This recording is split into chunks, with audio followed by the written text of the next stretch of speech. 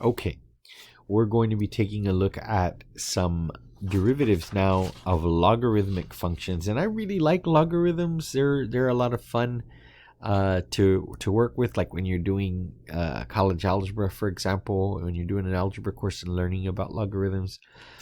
They have a practical application, believe it or not. They were invented for a reason.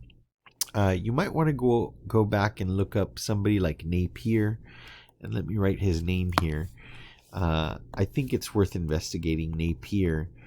And there's something called Napier's bones, actually. And I think you should, I won't say any more other than look it up, and maybe you'll figure something or learn something else that you didn't care to know, but rather interesting. So Napier's bones.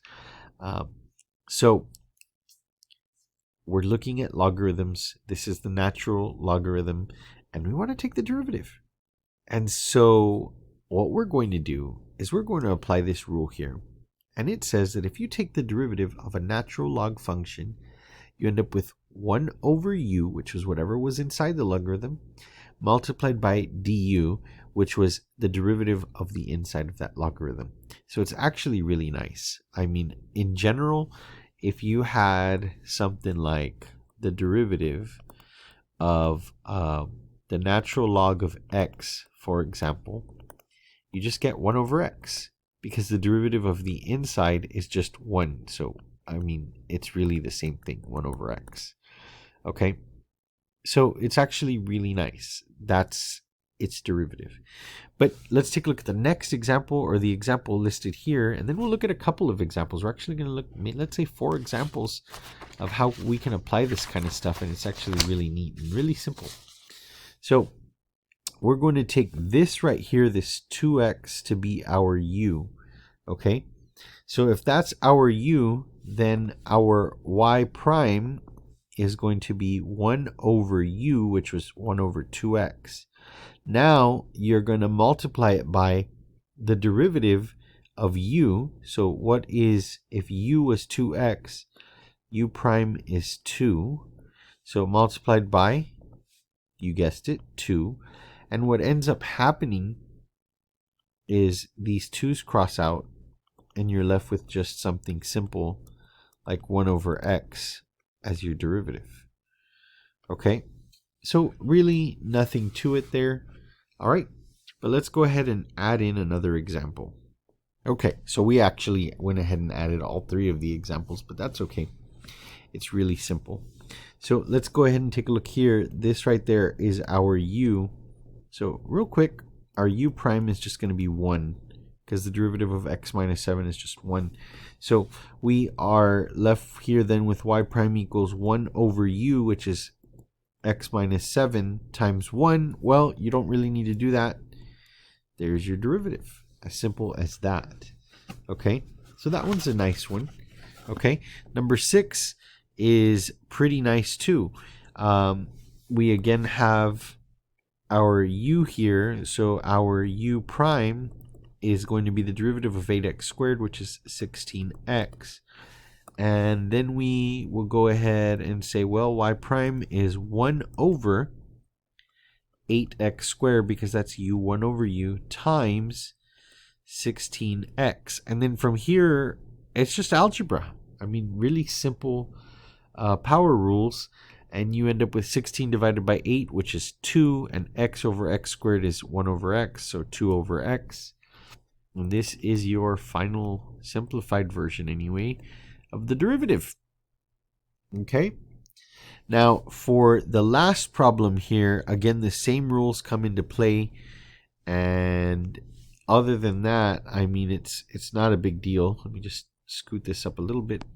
There we go. And we can zoom in just a bit.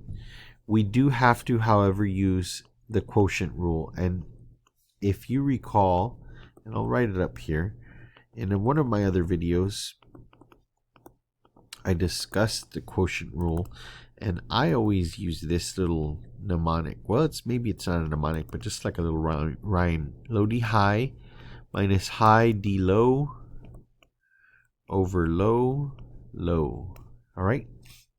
So high, low.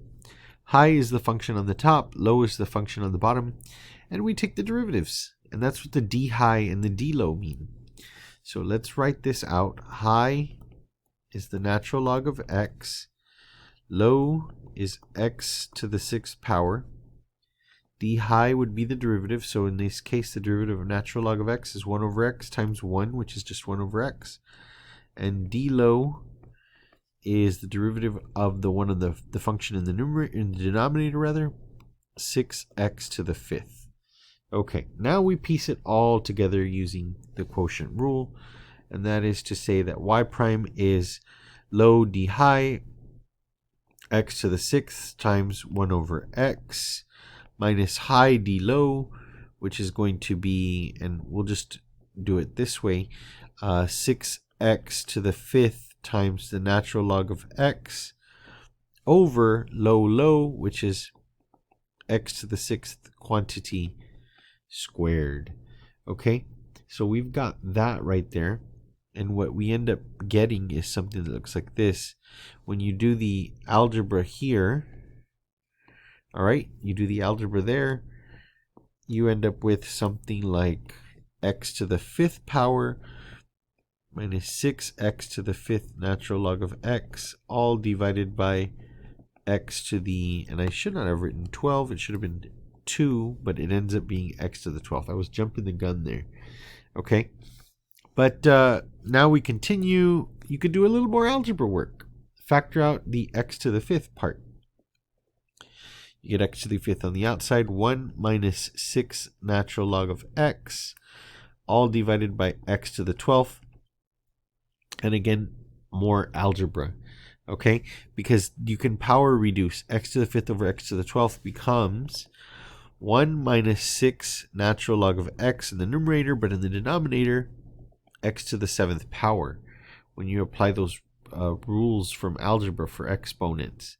Okay, so this right here is actually the final form of this derivative, fully simplified. But notice it's not much to it. This problem really was more algebra than it was calculus. The calculus that we really did was really the quotient rule here. I mean, maybe the natural logarithm derivative too, but other than that, it was a lot of algebra. All right, so definitely manageable. Definitely manageable. So, as always, I hope that this video was helpful. And remember, like and subscribe.